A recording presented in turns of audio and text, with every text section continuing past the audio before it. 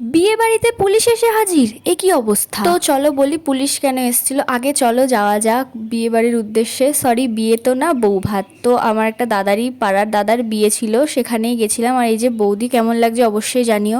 গিয়ে আগে স্টার্টার কাউন্টারে চলে গেছিলাম, ওখানে গিয়ে নিয়ে নিয়েছিলাম মোমো, আরও অনেক ধরনের হয়েছিল আইটেম, বাট কিছুই খেতে পারিনি, শুধু মোমো আর পকোড়া খেয়েছি ব্যাস। তারপরে আমরা ফটোশ্যুট করে দিন চলে গেছিলাম নাচতে।